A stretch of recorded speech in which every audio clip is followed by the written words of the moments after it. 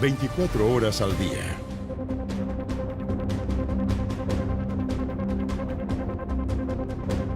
¿Cómo está? Muy buenas tardes. 13 horas en punto. Le damos la más cordial de las bienvenidas a la revisión de noticias en 24 horas al día. Tenemos 25 grados, pronosticados 30 para esta jornada llena de noticias.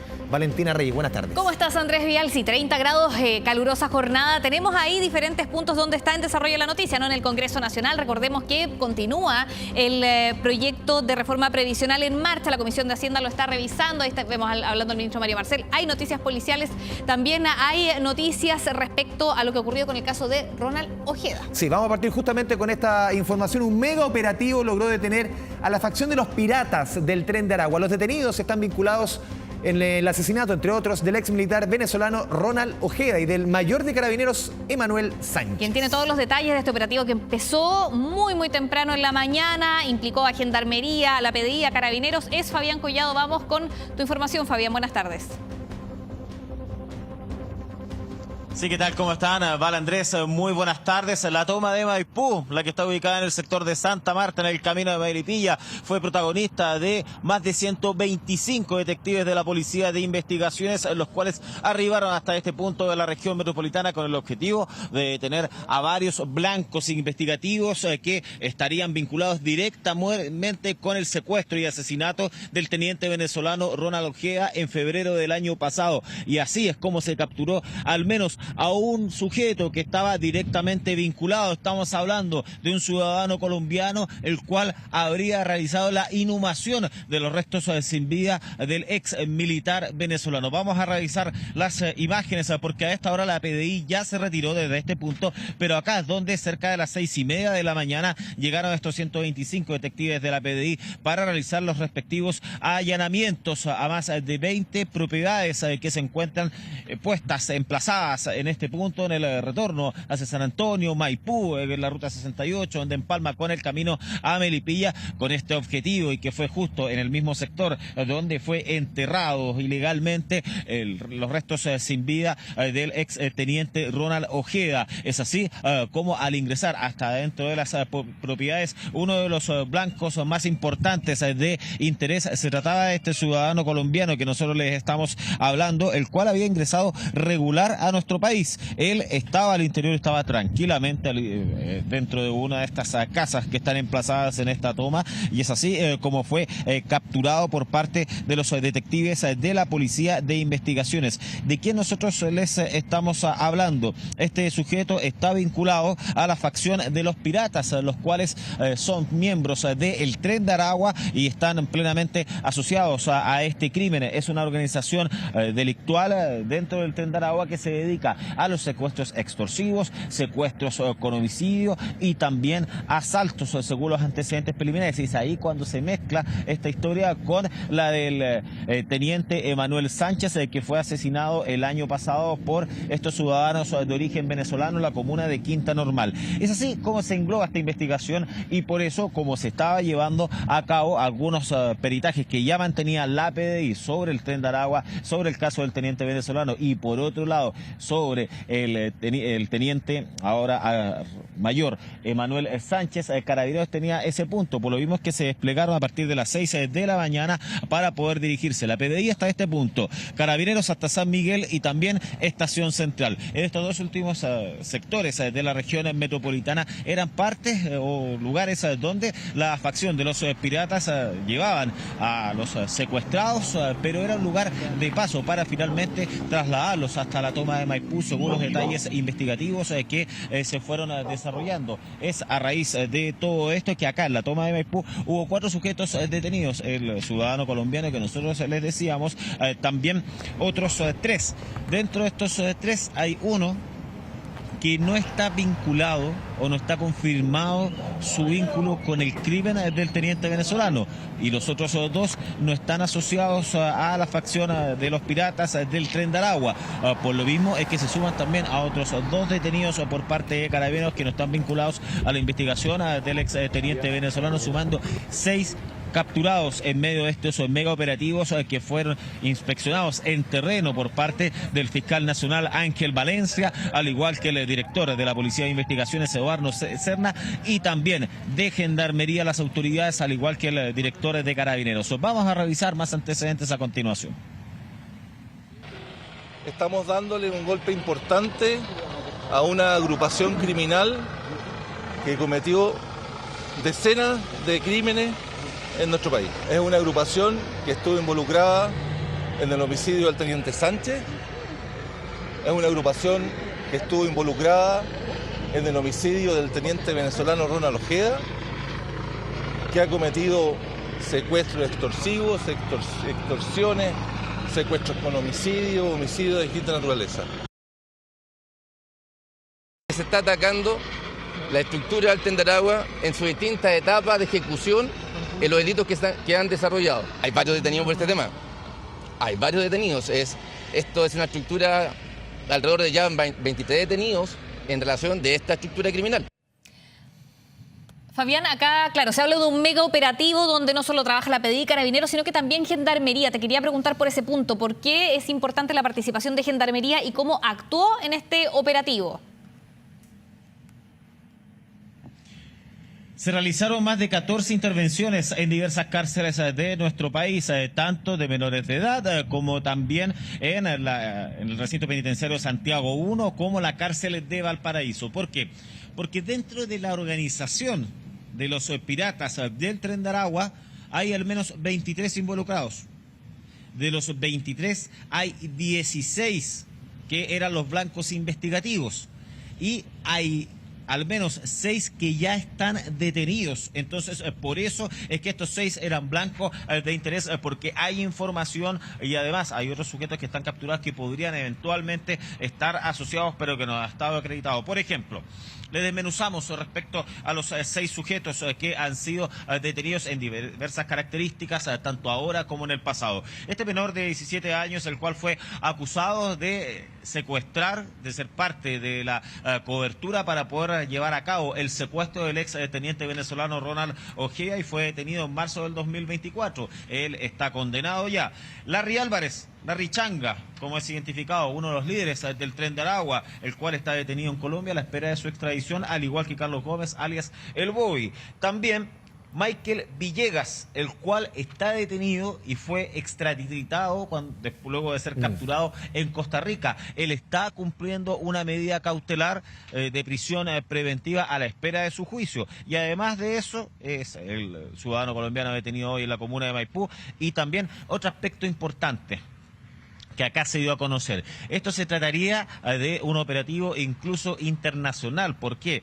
Durante las últimas horas se pudo establecer que en Estados Unidos fue capturado también uno de los sujetos que estaría implicado directamente con este caso. O sea, estamos hablando tanto el ciudadano colombiano acá en Santiago, que fue capturado, que es acusado de realizar la inhumación, o sea, enterrar el cuerpo sin vida en la toma de Maipú del ex teniente venezolano, y también quien estaría asociado directamente al crimen. Estamos hablando de alias El Turco, Adrián Gómez, que fue capturado en Estados Unidos y que obviamente se va a realizar una audiencia de formalización de cargos en ausencia para poder solicitar la extradición hacia nuestro país. Por eso es que como hay sujetos que están detenidos, hay otros sujetos que están por llegar a nuestro país. Es que es importante, relevante las situaciones que se dio en las cárceles a nivel nacional para poder extraer más información en torno a este complejo caso.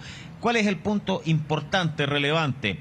A diferencia del menor de edad de 17 años que fue capturado en marzo del 2024, que está a cargo de la cobertura, según la investigación, del secuestro del exteniente venezolano el 21 de febrero del año pasado, hay una participación o antecedentes que puede proporcionar mucho más relevante la captura de este ciudadano colombiano. ¿Por qué? Porque según los detalles que se han dado a conocer, este sujeto habría tenido todos los antecedentes respecto a por qué estaba llegando esta persona de origen venezolano hasta este lugar, quién era, y además por qué ya había sido asesinado y por qué iba a ser enterrado en definitiva al interior de la toma de Maipú. Todos esos detalles son muy relevantes, muy importantes, y también el papel que estaba realizando alias el Turco, el cual fue capturado en Estados Unidos, también es muy importante y sería uno de los protagonistas en medio de todo esto. Y es así cómo se va desmenuzando esta organización delictual que en definitiva solamente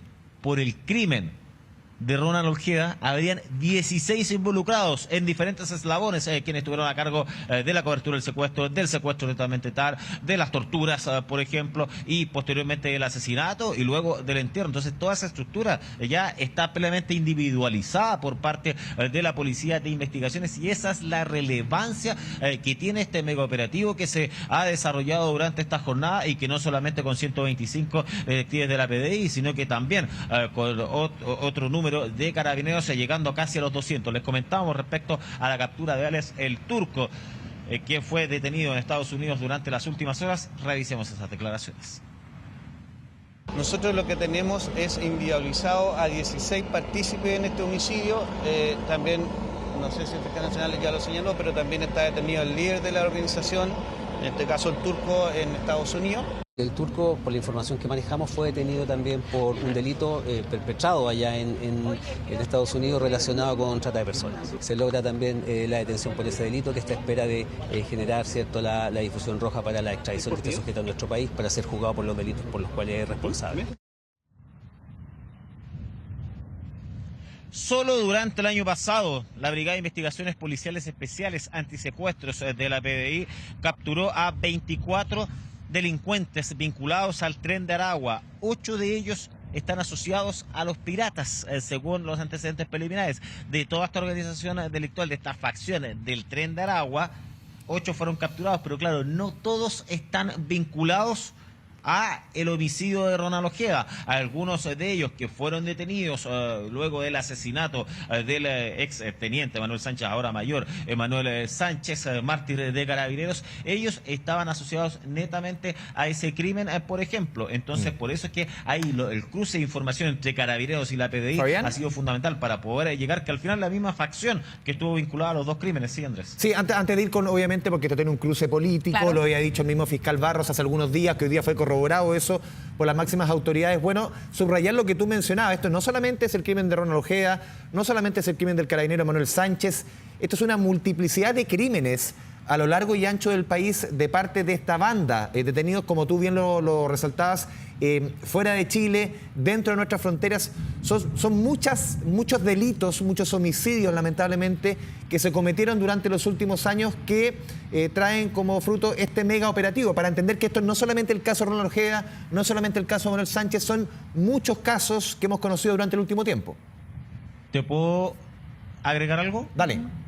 Fíjate que al menos habría una decena de asesinatos que estarían vinculados a esta facción del Tren de Aragua. Y ojo, no estamos hablando del Tren de Aragua netamente tal, sino que una facción de ellos, los cuales estarían asociados al menos a 10 homicidios en distintas características. La gran mayoría de ellos era la expertise que tenía esta organización delictual, que son los secuestros. Entonces estamos hablando de más de 10 homicidios que habrían sido cometidos durante el año pasado netamente tal, durante fines del 2023, pero llama la atención la cantidad de homicidios, de crímenes que han cometido estos delincuentes. Sí.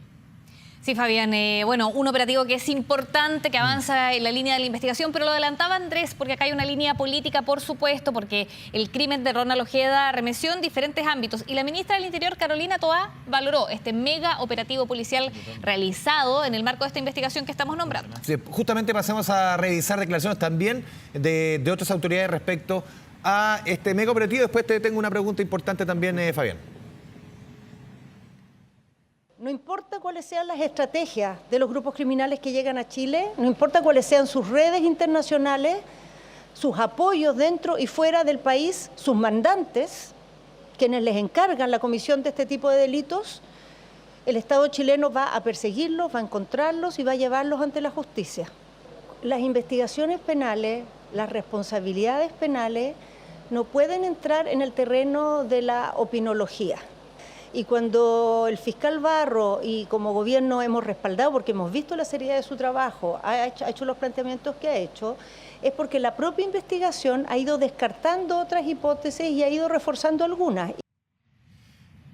Claro, ahí la ministra del Interior le responde directamente al presidente del Partido Comunista respecto al tema de la opinología, respecto, Fabián, al caso de Ronald Ojeda, porque lo que dijo el fiscal Barros, y lo ha sostenido y lo ha incluso subrayado el mismo fiscal Valencia, que en el caso de Ronald Ojeda estaría o está involucrado, de acuerdo a la Fiscalía, el gobierno venezolano, es un crimen político, porque en el caso de Ronald Ojeda, a él se le secuestra y nunca se pide dinero por él. Claro. O sea, en el fondo nunca sabemos y al final días después se sabe del paradero. Clave. Y ese es el punto clave. Entonces ahí dicen, este es el elemento, el eslabón que dice, esto es un crimen político y perpetrado por agentes externos a nuestro país, presuntamente del gobierno venezolano, porque nunca se pidió un rescate. Y algo importante, Fabián, y muy corto, en el fondo también Ángel Valencia dice, si esto lo hizo el fiscal Barros, es por una investigación, no es por nada, no es por una intuición, no acá hay una investigación que se va a cumplir un año de este crimen en el mes de febrero. Exacto, la mayoría de los crímenes, si no por decir, según lo que nos han dicho, el 99% de ellos, estos delincuentes están acostumbrados y saben realizar el ilícito del secuestro extorsivo. De hecho, sin ir más lejos, viendo la ruta de estos delincuentes, cómo operaban habitualmente, ellos secuestraban a personas. Posteriormente los trasladaban hasta un lugar de paso, que puede ser en este caso las viviendas allanadas en San Miguel o este terreno que está en Manuel Thompson con el General Velázquez, un terreno en demolición donde los ingresaban, los torturaban y posteriormente los trasladaban hasta un segundo punto que era el lugar de secuestro definitivo, por ejemplo acá en la toma de Maipú. Así es el modo de operar y es en medio de este trayecto donde llamaban a los familiares, a los seres queridos para poder pedir dinero a cambio de su liberación, ¿ya? Y es esto lo que se rompe, es el único de los delitos que está siendo investigado que se rompe todo esto. Sin ir más lejos, acá lo que se estima que toda esta cadena delictual que realizan, todo este mapa delictual que realiza la facción de los piratas del Tren de Aragua habitualmente es en el único caso que es de manera diferente. ¿Por qué? Porque durante el 21 de febrero del 2024, cuando es secuestrado cerca de las 3:30 de la mañana por estos 3 sujetos que subieron hasta el piso 14, haciéndose pasar por detectives de la Policía de Investigaciones, luego lo ingresan hasta el vehículo. Ahí es cuando hacen el recambio en el sector de Renca y posteriormente se trasladan hasta la toma de Maipú. Acá habría estado viviendo algunas horas Ronald Ojeda secuestrado en cautiverio y es acá donde comenzó a ser torturado y posteriormente se le quitó la vida para posteriormente ser enterrado bajo una losa, y que todo ese modo de operar netamente tal es más bien desconocido o que no está acostumbrado la facción de los piratas del Tren de Aragua, a diferencia de los otros secuestros extorsivos que han ocurrido y que están siendo investigados por parte de la Policía de Investigaciones. Por eso que en algún minuto llamaba la atención que no concordaba con los otros secuestros. Cuando comienza esta investigación, no concordaba del modo de operar, pero ahí cuando se dan cuenta que esto es algo aparte y además triangulación de diversos datos o por parte del equipo contra el crimen organizado y también de la VIP antisecuestros de la PDI, ahí se hacen los nexos con el gobierno venezolano y no tan solo con eso, sino que también con las declaraciones de testigos protegidos en medio de esta investigación, que son muchísimos a esta altura, cuando ya llevamos casi un año del crimen de Ronald Ojeda y se logra llevar a cabo entonces esa tesis que es la más fuerte, que está involucrado el gobierno venezolano y que discrepa este tipo de secuestros de los otros que ha realizado las facciones de los piratas del Tren de Aragua. Muchachos. Fabián Collado, seguimos conectados contigo desde la comuna de Maipú con este mega operativo, obviamente que ha sido la noticia principal en materia policial durante este día miércoles. Muchas gracias, Fabián. Buenas tardes. Y una mujer fue detenida como principal sospechosa de provocar el incendio que causó la muerte de 3 brigadistas en Los Sauces. Matías Gallegos con la información desde la Araucanía. Matías, muy buenas tardes. ¿Qué tal? ¿Cómo están? Buenas tardes. Operativos que se realizaron justamente en la provincia de Malleco, en el lugar exacto en donde se cree había iniciado este incendio que lamentablemente terminó con la vida de 13 brigadistas en la comuna de Los Sauces. La diligencia de la Policía de Investigaciones dieron con prendas de vestir de una mujer de cerca de 60 años, vecina del sector, que justamente habría sido sindicada, además por vecinos quienes le entregaron los antecedentes antecedentes a la Policía de Investigaciones, pruebas concretas, pruebas contundentes para que el Ministerio Público ordene la detención de esta mujer de cerca de 60 años que durante esta mañana pasó a control de detención. Sin embargo, la defensa alegó la inimputabilidad de esta mujer porque según los antecedentes presentados, esta mujer tendría problemas mentales. Así ha sido alegado por la defensa, tendría una situación de discapacidad mental, por lo cual no sería imputable por este delito de incendio, que además resultó con la muerte de estos 3 brigadistas. Antecedentes que dejaron no al juez resolver que esta mujer no pase a la prisión preventiva, más bien pase y se suspenda este proceso judicial. Todo hasta que se pueda determinar fehacientemente, con evidencias, con profesionales, la inimputabilidad de esta mujer y mientras tanto permanezca en un centro hospitalario para que sea resguardada y custodiada por Gendarmería. Escuchemos las palabras de las policías que se refirieron también a este procedimiento que lamentablemente termina con la vida en este incendio, que termina con la vida lamentablemente de estos 3 brigadistas en la región de la Araucanía. Escuchemos. La mujer se encontraba en el lugar de donde se inicia el fuego y que es observada por personas saliendo de ahí portando elementos que podrían corresponder precisamente a elementos portadores de llamas para el inicio del fuego. Establecieron diferentes tomas de declaraciones de testigos y además también encontramos evidencia física, ropa en el lugar que pertenecían a la... ¿Es la única detenida? Al momento sí.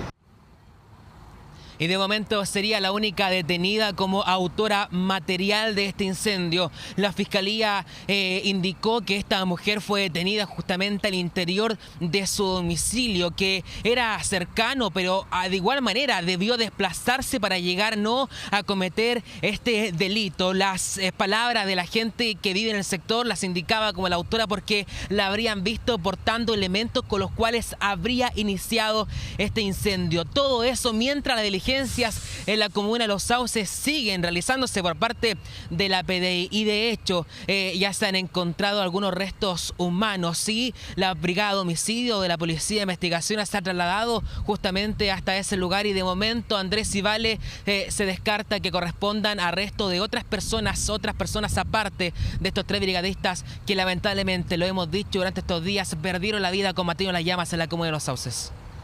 Absolutamente doloroso para la región, para la zona, Matías, y donde vemos nuevamente que estos incendios en su gran mayoría no son naturales. Sí. O sea, son negligencias, como el caso del Cajón del Maipo, o son provocados intencionalmente, al parecer, hasta donde va la investigación. Sí, ¿no? pero el 99% de los incendios ocurre esto, y quiero complementar un poco lo que dice Valentina, Matías, si es que los vecinos, la gente que vivía con esta mujer, ¿tenía antecedentes previos, tenía comportamientos de este tipo? ¿Era primera vez que esto ocurría? Si pudiste o pudieron cotejar esto un poco con el entorno de esta mujer. Sí, mira, de momento no se tiene evidencia, por eso se suspende este proceso judicial porque no hay documento de momento, no ha sido presentado ante el juez que indiquen que esta persona tenía algún tratamiento psiquiátrico, por ejemplo, o que estaba en custodia de otra persona. Esos antecedentes no se tienen ahora a la vista para ser presentado a un juez. Primero hay que comprobar el tema psiquiátrico. Este proceso judicial. Primero hay que comprobar que esta persona pueda ser imputable. De momento, el tribunal decidió suspender este proceso para que sean los profesionales del área quienes puedan decidir si esta persona cuenta con las capacidades mentales para ser imputable y que se está actuando bajo el razonamiento lógico dentro de sus cabales también, ¿no, Andrés? Matías, y aquí lo clave es los testigos, ¿no? Quienes la vieron y hablan de la presencia de estas mujeres es clave en cuanto a identificarla y lograr detenerla. O sea, una vez más resulta clave, trascendental para buscar a los autores de cualquier incendio en el país.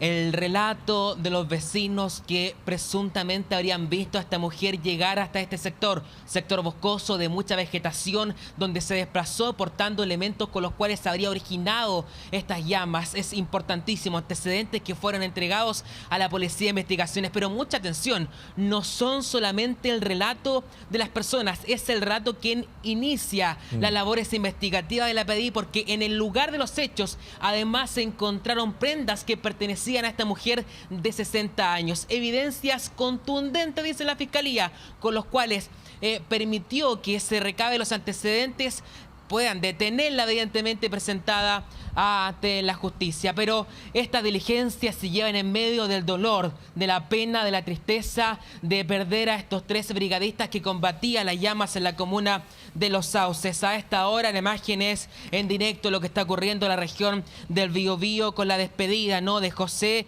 Luis Quesada Barra, de 44 años, justamente en Millantú, donde está siendo despedido por su familia, y que lamentablemente era un brigadista que tenía 23 años de experiencia. No era un hombre que recién iniciaba en el camino de la extinción de la llama en incendios forestales, un hombre muy experimentado, pero que lamentablemente fue sorprendido por el cambio repentino del viento y quedó junto a sus otros 3 compañeros lamentablemente acorralado entre el bosque y las llamas. Un funeral, una despedida muy emotiva, acompañado de su familia, evidentemente lleno de homenajes que abrazan, ¿no?, a esta familia, que lamentablemente este hombre deja a 2 hijos, ¿no?, y a su esposa, quienes están siendo los protagonistas de esta despedida muy sentida en Millantú, la región del Biobío. Escuchemos las palabras capturadas por el equipo de 24 horas sobre este lamentable deceso que lo llora no solamente la región del Biobío, también la Araucanía. Escuchemos. Para nosotros fue como una tragedia, porque de no creerlo, no lo creíamos hasta que vinimos para acá. Y eso duele mucho, porque yo no quisiera estar en el zapato de esa madre y esa esposa que se quedó sola con sus hijos. Hoy día es un día triste para Chile. Falleció un chileno trabajando en la defensa de cada uno de nosotros. Existe la intencionalidad. 1 de cada 4 incendios en Chile es intencional. Eso no puede seguir. Desde ahí apelamos al trabajo de la Fiscalía y también del Poder Judicial. Sí, lo llora Chile. Las palabras claras, ¿no? Y lo que se hace sentir no solamente en el Biobío, también la Araucanía, sobre todo en la comuna de Los Sauces. Los homenajes siguen para estos 3 héroes de estos incendios forestales que trabajaban para evitar que este incendio se siga propagando. Eso mientras la investigación sigue, ¿no?, para determinar si esta persona, de esta mujer de 60 años, habría actuado sola para iniciar las llamas, no, que terminaron con este incendio forestal que de momento se encuentra contenido, aún activo, pero que lleva consumida 1000 hectáreas en la comuna de Los Sauces. Matías Gallegos, gracias por este contacto y por la información desde la región de la Araucanía. Buenas tardes. Buenas tardes.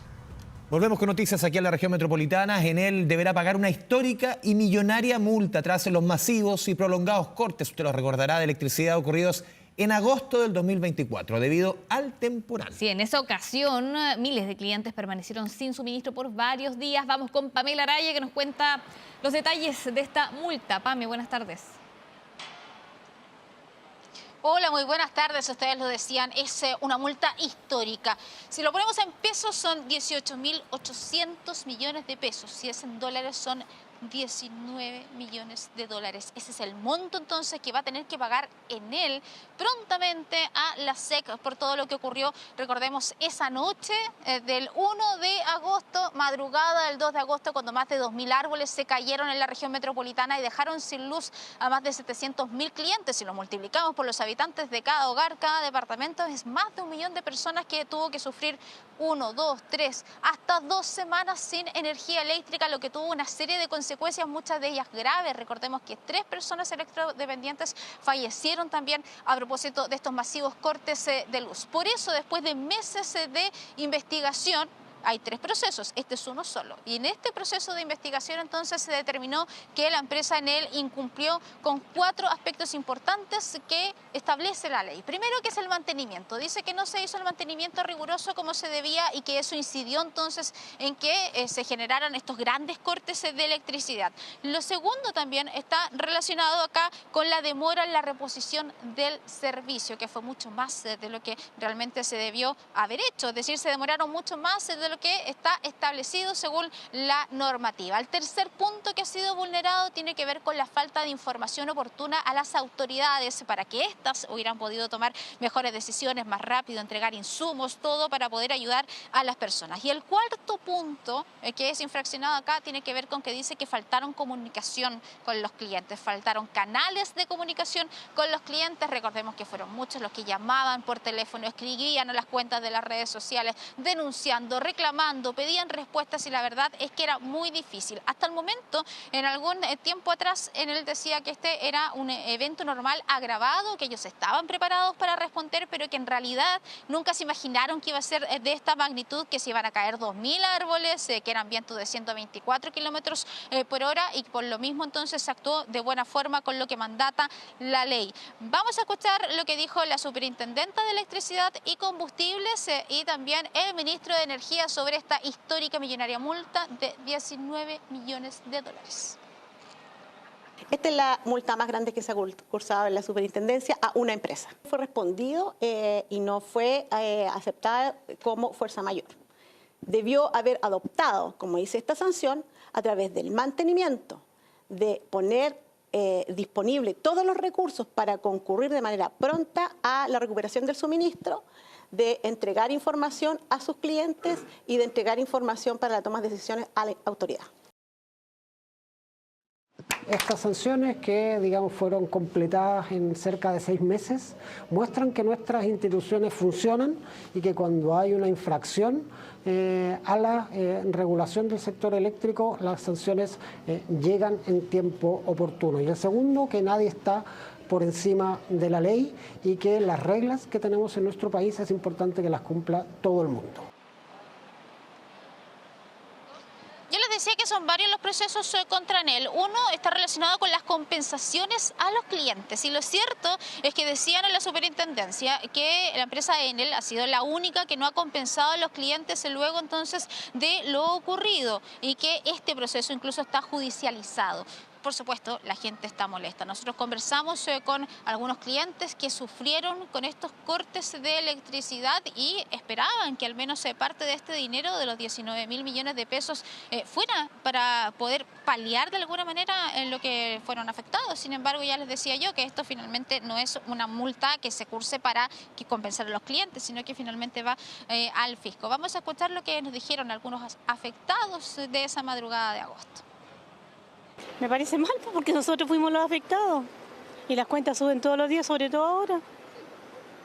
¿Qué quiere que le diga? Como todas las cosas que están pasando, pues, señorita.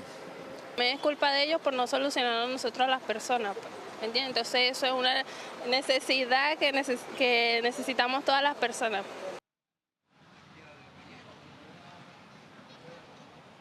Los ciudadanos obviamente se malestan porque hemos visto este año, Pame, alzan la cuenta de la luz en junio, en julio, en octubre y en enero. Todo es como una tormenta perfecta, lamentablemente. Y en el fondo aquí, como tú bien explicabas, Pame, estas multas nos van a compensar. Estas multas van al fisco, en el fondo. Hay que hacer un cambio en la ley, eso es un elemento. Y lo otro también que en paralelo, me imagino, y no sé si el ministro o la encargada de la CNE habrán entregado más detalles respecto a ese proceso o que se había iniciado, que podría terminar en la caducidad de la concesión de Enel, que es un camino, claro, que es más largo, que es más ríspido, que es mucho más técnico, pero aquí, como tú bien decías al principio, es un abanico de situaciones que se dieron a razón del corte de agosto. Sí, es verdad. A ver, sobre lo último que tú decías que tiene que ver con la caducidad, es un proceso bastante largo. Era, primero, que la Universidad de Santiago tenía que elaborar un informe que le entregaba a la SEC. Pues bien, la SEC ya tiene en sus manos este informe con el cual tiene que elaborar otro informe más que tiene hasta 1 año y medio de plazo, incluso un poquito más, para que este sea entregado al Ministerio de Energía y de ahí a quien se encuentre en la presidencia de la República para que tome una decisión sobre si finalmente entra en este proceso de caducidad y se cancela el contrato, la concesión con Enel. Eso por un punto. Lo otro que también tiene que ver con las sanciones, está esta multa y el caso de los electrodependientes. Lo cierto es que eso es un carril distinto. Acá lo que se evaluó fueron los 4 aspectos que yo les dije y también ahora se está analizando todos los antecedentes relacionados con el servicio que no se les entregó, no se les repuso a las personas que son electrodependientes. Así que prontamente podrá haber resultados también al respecto y ahí se van a sumar más montos, porque también hay otra multa de 4.000 millones que ya está en Enel y lo cierto es que eso es por un proceso de corte de energía en mayo. La empresa lo hizo escuetamente a través de un comunicado que dice lo siguiente.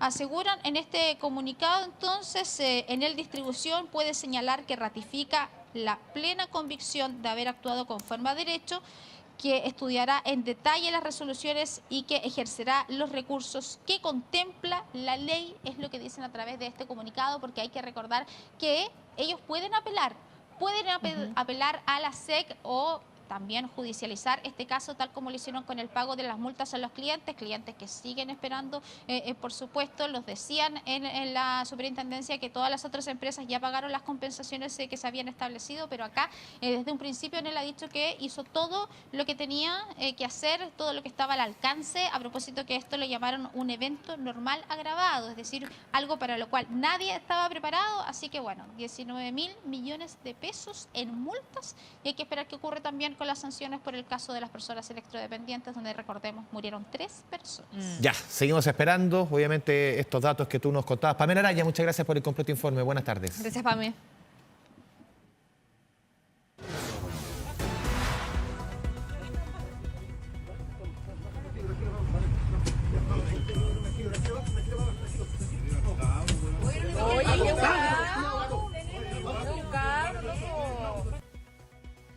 Un joven fue golpeado por un chofer de la locomoción colectiva en Viña del Mar. Usted podía verlo ahí en imágenes y ve cómo quedó este joven luego de estos golpes. Sí, la razón: intentó hacer uso de la tarifa rebajada con la tarjeta nacional estudiantil, la TNE. Más detalles con Patricia Flores. Pati, buenas tardes. Buenas tardes, Andrés y Valentina. Así es, la imagen habla por sí sola y se ha viralizado bastante en redes sociales. Es impactante este registro ocurrido durante la tarde del día de ayer. Un joven estudiante que utilizó un microbús de la línea 214 que transita precisamente en la comuna de la Ciudad Jardín. Hizo uso de su tarjeta estudiantil y, según los registros también y el mismo testimonio de esta víctima, habría sido agredido tras utilizar y hacer uso de este beneficio escolar. Todo esto en medio de una situación que durante esta jornada nosotros pudimos recabar mayores antecedentes. Este joven estudiante ingresa a este microbús, hace el pago correspondiente, ¿no?, a lo que es la tarifa, y posteriormente tiene una discusión, en este caso con el chofer de la máquina. Lo que sucede a continuación, en tan solo segundos, la discusión se transforma de una manera bastante distinta a lo que puede ser quizás una agresión verbal, y ya se torna en una agresión física. Los mismos pasajeros del microbús pudieron registrar el momento e incluso uno de ellos se para poder separar, en este caso, a la víctima del chofer. Logra finalmente dejar la máquina, el escolar. Sin embargo, termina siendo agredido por el chofer. Escuchemos a continuación. Bájate.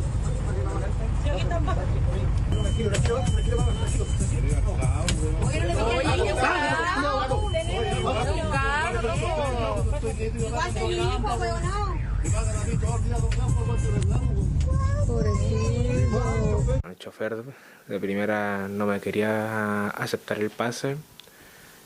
Y me decían que él no subía escolares, que si yo andaba paseando o estudiando. Yo no me quise bajar porque le empecé a replicar que él no tenía derecho a hacerme bajar de la micro. Él ya se paró, paró la máquina y me dijo: bájate si no querés que te pegue.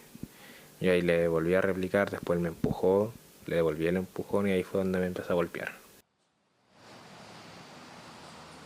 Escuchábamos el relato de este joven estudiante quien cursa el primer año precisamente de educación superior. Una situación que se suma a un historial, por supuesto, de otras circunstancias que vuelve a poner a la palestra, en este caso, a los choferes del microbús. Durante esta jornada nos decían por parte del gremio de los conductores que puede ser clave los registros que puedan salir al interior de la máquina, ya que hay que considerar que cada máquina tiene al interior suyo una cámara para poder hacer registro en caso de que ocurran algún tipo de estas situaciones. Por supuesto también que nosotros consultamos a los usuarios de los microbuses acerca de este tipo de situaciones, si es recurrente que en el caso de los estudiantes tengan este tipo de problema al momento de utilizar su tarjeta estudiantil. ¿Qué pasó con este joven? Posteriormente fue a realizar la denuncia correspondiente a Carabineros, pudo constatar sus lesiones en un consultorio de la comuna de Viña Marina, pero yo los invito a escuchar, por supuesto, las impresiones de los usuarios.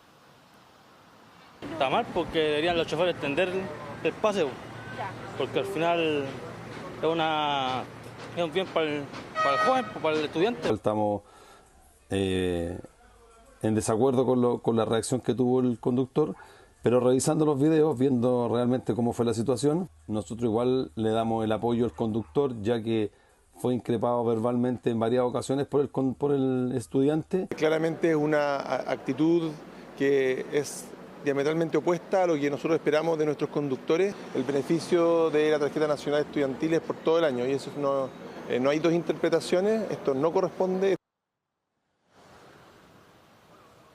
Y es precisamente lo que hay que recalcar en este caso, lo que dice el ministro, no hay doble interpretaciones al momento de hacer uso de la tarjeta nacional estudiantil, es un beneficio que tienen en este caso los estudiantes. Sabemos que ya hay una investigación de oficio para poder esclarecer todos los antecedentes en esta agresión que ha sido ampliamente viralizada en redes sociales. Sí, una situación, por supuesto, que no quisiéramos ver, que se repita. Patricia Flores, muchas gracias por el informe. Buenas tardes. Gracias, Pati.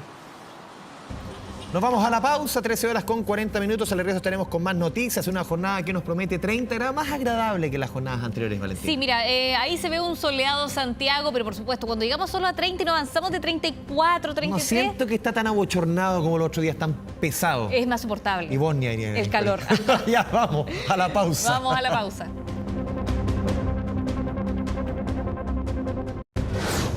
Para los funcionarios municipales en la prevención y persecución de los delitos. Sí, hoy el debate sigue abierto en torno, por ejemplo, al uso de las famosas pistolas Taser. Más detalles con Sofía Carrizo. Sofía, una discusión que vuelve siempre respecto a las atribuciones de los alcaldes. ¿Cómo te va?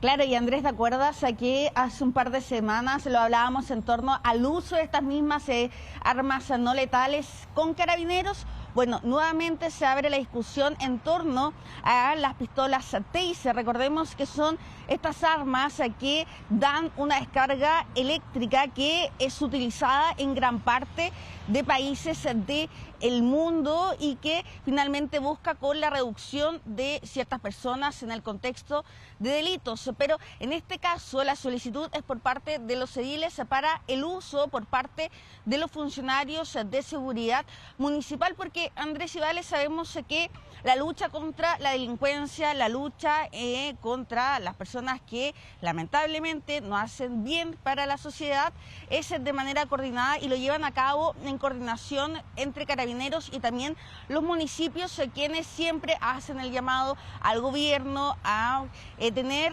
más presencia policial. Se sabe que a veces la dotación de carabineros en ciertas comunas no da abasto, por lo que se lleva en coordinación con los funcionarios municipales y por lo mismo los ediles hacen esta solicitud de herramientas, entre ellas estas pistolas Taser, que obviamente al momento de su uso se tiene que realizar con una capacitación correspondiente, pero se necesitan mayores atribuciones al momento de acudir a los procedimientos que se dan en distintas comunas, no solamente de la región metropolitana, sino que también del país. Mira, tenemos declaraciones por parte de los alcaldes, pasemos a revisar las solicitudes y también lo que se pide netamente en torno a las atribuciones a los funcionarios municipales.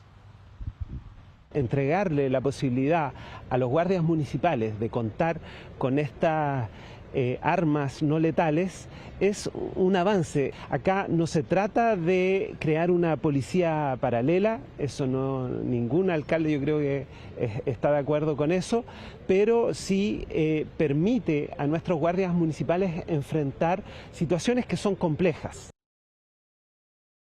Hoy día estamos viendo que el primero en llegar probablemente antes que Carabineros, que tiene pocas dotaciones, es el personal de la seguridad municipal. Y llega con problemas de equipamiento, llega sin la posibilidad de portar un bastón retráctil, unas esposas o, por ejemplo, las famosas pistolas Taser.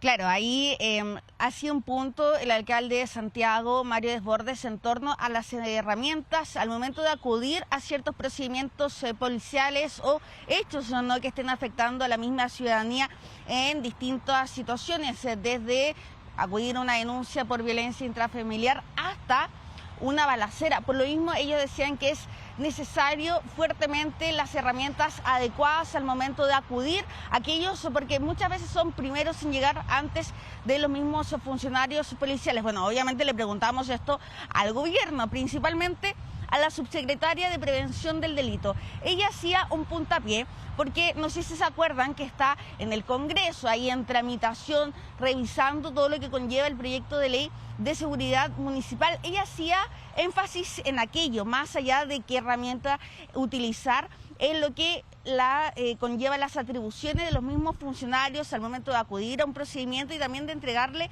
mayores protecciones, por ejemplo, de aumentar las penas a aquellos que agredan a los funcionarios de seguridad municipal, también de entregarles mayores protecciones y también mayores atribuciones. Bueno, ¿qué dijo? Obviamente se le preguntó en torno al uso de la pistola Taser. Pasemos a revisarlo de inmediato.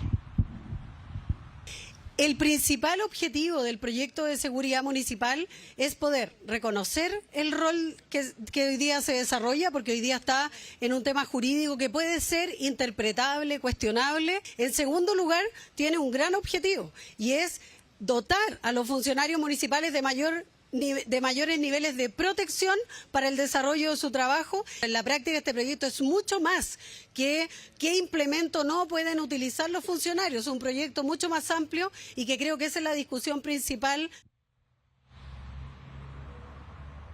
Claro, un proyecto que lleva aproximadamente 8 meses en el Congreso Nacional. Bueno, Andrés y Vale, hay cuestionamientos, hay debate, nuevamente entra en el centro de la discusión en torno al uso de este tipo de armamento no letal. Lo veíamos con Carabineros, en este caso con los funcionarios municipales, pero finalmente todo esto lo que se solicita y se busca es hacer frente de una manera estratégica para hacer frente, digo, a los hechos delictuales. Te escucho. Sí, solamente un punto final, porque me tocó los últimos días conversar con varios alcaldes, por ejemplo, de San Bernardo, de Peñaflor, creo que también el alcalde de Macul, que se han visto enfrentados a diferentes situaciones durante los últimos días. Y ellos no solamente ponen el tema de las pistolas Taser, de estas armas no letales, sino también la protección de los mismos guardias. En el fondo, los chalecos antibala, toda la protección que ellos, incluso que cuenten con seguros para que salgan a las calles, obviamente con protección protección para ellos primero, y después también hablar de tener este tipo de implementos. Claro, y hay que recalcar que los municipios ya trabajan también en coordinación con Carabineros en torno a los patrullajes mixtos, todo lo que conlleva los convenios OS-14, y por lo mismo, al acudir a un procedimiento policial cuando son patrullajes mixtos, recordemos que en estos vehículos va tanto personal municipal como personal de Carabineros. O sea, todo esto es un trabajo netamente coordinado, y lo decía la propia subsecretaria. Lo relevante también en el contexto de este proyecto de ley de seguridad municipal es entregar de protección a estos funcionarios y también de entregarle mayores atribuciones también, y lo otro también sancionar a aquellos que golpean a estos funcionarios al momento de acudir a un procedimiento. Bueno, hay que ver qué es lo que se viene de ahora en adelante, en qué queda, pero finalmente abre nuevamente la discusión qué se puede hacer y qué estrategias tomar para hacer frente a estos hechos que afectan a la ciudadanía, lamentablemente, en este último tiempo. Sofía Carrizo, muchas gracias por el informe. Buenas tardes. Volvemos con las noticias a 24 horas al día. La Corte Suprema suspendió y abrió un cuaderno de remoción contra la ministra de la Corte de Apelaciones de Santiago, Verónica Sabaj.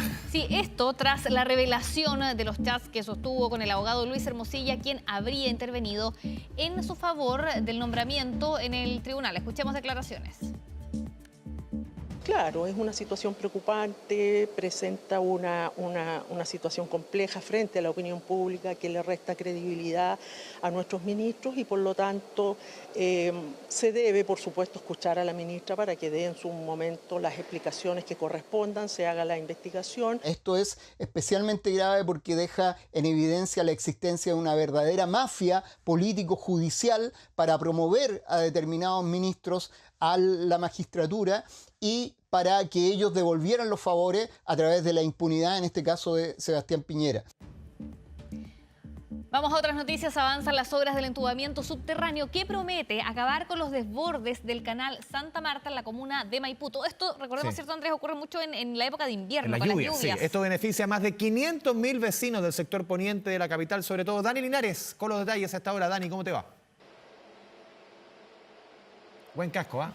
Sí, hoy lo acompaño bajo tierra y en el caudal del Canal Santa Marta. Por acá va a recorrer el icónico canal que pasa por la comuna de Maipú, por Cerrillos, y que finalmente tiene una triste imagen, ¿no? Cuando llueve en la región metropolitana, aquel desborde que complica a los vecinos de esta zona de la región metropolitana, no solamente por la capacidad que tiene el caudal, que es bastante angosta, sino también por la acumulación de escombros, de basura, que incluso en la construcción de este túnel la han encontrado bajo tierra. No solamente se han debido enfrentar a las complicaciones de abrir paso, ¿no?, para este caudal con las rocas, también la tierra, sino que también con basura que ha quedado aquí por años, basura acumulada en medio de las grandes complicaciones que tiene el Canal Santa Marta y que espera tener este invierno su última postal con aquel anegamiento, ¿no?, en esta zona, porque de aquí en adelante todo va a correr de forma subterránea con este túnel que tiene una extensión bastante importante, pero que a la fecha ya acumula 500 metros que se han concretado en su construcción, con este revestimiento de metal que además es hecho por empresas chilenas que ponen plancha a plancha este entubamiento con un diámetro bastante importante para evitar que esto se pueda rebalsar por la cantidad de agua que trae este canal. Hasta aquí llegaron las autoridades del Ministerio de Obras Públicas, también el alcalde de la comuna de Maipú. Vamos a revisar sus declaraciones y seguimos recorriendo lo que va a ser el nuevo caudal del Canal Santa Marta. Aquí para inspeccionar las obras que ya tienen un avance del 25%, que están avanzando más rápido de lo esperado. Y que si la hacemos junto con la empresa, todavía no vamos a hacer el compromiso, pero vamos a trabajar en construir eso, una promesa que podamos cumplir. Esperamos que este sea el último invierno en que tengamos que sufrir esta situación de los riesgos de las aguas lluvias acá en el Canal Santa Marta, en la comuna de Maipú. Cuando están rompiendo la pared, además de tierra y piedras, hay mucha basura acumulada. Basura subterránea que debe estar, no sé, unos 15 metros al menos bajo tierra, que es basura que se ha ido acumulando seguramente durante los años y hemos visto, lamentablemente, como aquí no solamente se generan inundaciones, nos ha tocado presenciar colchones, inodoros, presencia excesiva de basura, y eso también habla muchas veces de la irresponsabilidad o mezquindad que tienen algunos que ven los canales como basureros. Bueno, les hablaba de las complicaciones de la construcción de este túnel, no solamente de las rocas, ¿no?, de gran tamaño, sino que también de la basura. Mira, y ahí se puede observar la cantidad de basura que bajo tierra ha quedado aquí por años y que finalmente son parte de las complicaciones que tiene este canal que frecuentemente genera anegamientos en esta zona. Este es un túnel de 2,7 metros de altura, de 3,9 metros de ancho, que a la fecha presenta un 25% de avance. Se ha ido un poco más rápido de lo que estaba planificado, por lo que eventualmente esto podría tener una nueva fecha de entrega. Se piensa para el año 2026, para el primer semestre, pero eventualmente esto podría adelantarse. Esperemos que sea así por los vecinos de toda esta zona que invierno tras invierno ven complicado su día a día por el anegamiento de esta zona del Canal Santa Marta, pero que con esta obra ya definitiva finalmente aquello se le va a presentar una solución que busca entubar entonces todo el caudal de este canal bajo tierra, evitando, por cierto, el anegamiento en la época de invierno. Sí, una importante medida para el invierno. Dani, muchas gracias. Tu bolsillo. Ya, vamos a hablar de economía, vamos a hablar de temas más relacionados con las vacaciones. Saqué un poquito el balde, regresamos la al pala, verano, la toalla. Y hablemos de cuánta gente se toma vacaciones en enero, cuánto toman en febrero, cuánto vamos a gastar respecto al año pasado, cuánto se nota quizás el momento de la economía en el gasto en el periodo estival. Vamos a revisar un estudio que presentó ayer la Cámara de Comercio de Santiago, entre miles de personas que van a comprar, los mismos gente que está en la Cámara. A ver, ¿cuándo se tomará vacaciones? El 64% Vale dice que en febrero. Ya. Un 30% las está tomando, los va a tomar estos últimos días de enero. ¿Y cuántos se van a tomar vacaciones? Del total, 2 de cada 3 personas se va a tomar vacaciones en el verano. El resto se las toma, o si puede tomárselas, se las toman en el resto del año.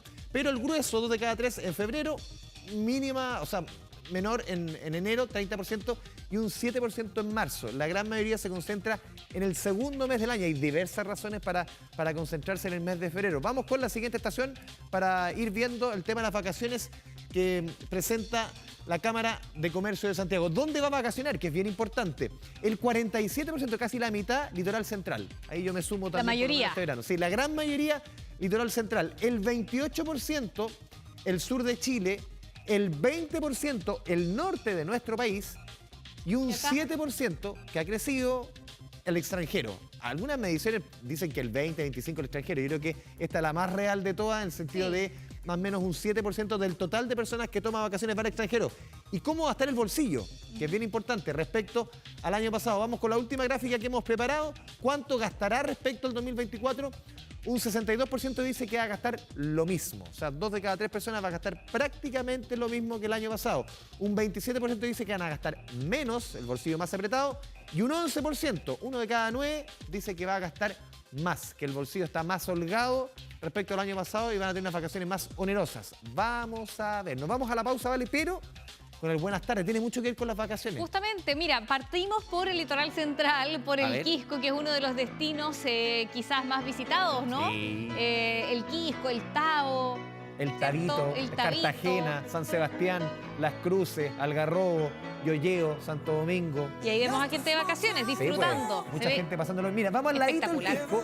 Del Quisco podemos pasar a Cartagena y de Cartagena llegamos al puerto de San Antonio. Si vamos hacia el sur del litoral de los Poetas, ahí el puerto que más carga mueve en nuestro país, siempre imponente el puerto de San Antonio. Buena gastronomía también para cuando también hay buenos, yo te mencioné 2 restaurantes muy buenos que hay en San Antonio. ¿Viste? Vamos al sur, ¿Ya? que también Vamos. es otro de los destinos quizás favoritos, Osorno. O sea, no sé si Osorno, sino que el sur, lo que tú lo mostrabas en la gráfica. Ya. Pero puede ser Osorno. Sí, puede ser. ¿Y no? nos vamos, Juan Fernández? Eso, nos vamos lejos. Lejos, Uy, mira, sí. y además esa cámara aérea está, pero Sí, el mar panorámica. está calmo en Juan Fernández, una jornada más bien gris allá en nuestro Chile insular. ¿Por qué estamos escuchando Journey? Porque está de cumpleaños. Steve Perry. 76 años nos dijeron. Mira, 76 años. Mi nombre es... ¿Ya? Hay un imitador de Journey de Steve Perry que la rompe. Hay No que sé si verlo. seguirá en carrera, pero yo lo he visto. Sigue en carrera. ¿Sigue en carrera? Extraordinario. Viste, imperdible mi nombre, tiene de todo. Es verdad. Todos Ya, los nos vamos a la pausa escuchando a Journey. Volvemos con más en 24 horas al día.